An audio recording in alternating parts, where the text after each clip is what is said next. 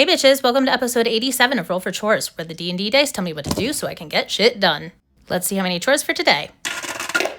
3. And what's chore number 1? 10. Clean out bottom of closet.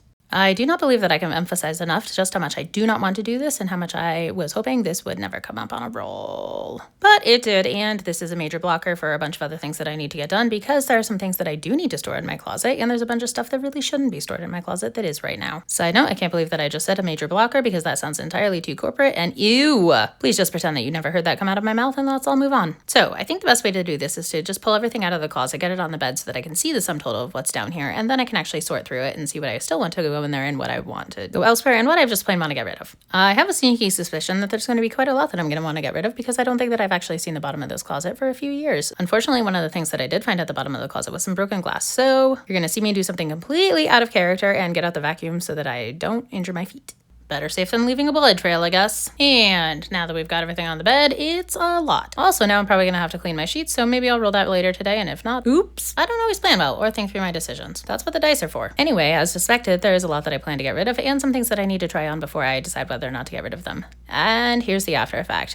I still have a bunch of stuff that's on the floor because I don't have good storage solutions, but it's better.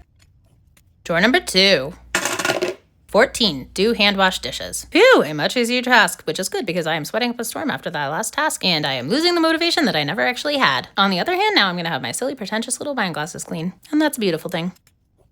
Chore number 3. 3. Clean window and bedroom. Okay, so this is a little bit less of the window itself and more of the window area because a funny thing happens when you leave your window open all the time but don't open the shade.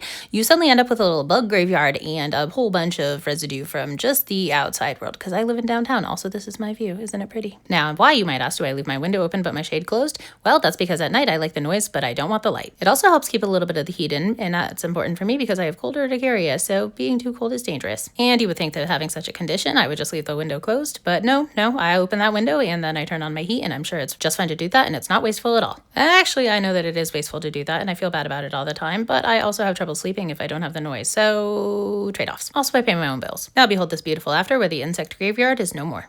And thanks to the MVP of this task, this Rubbermaid scrubber. I never could have gotten to all the crevices without you. Okay, I love you, bye-bye!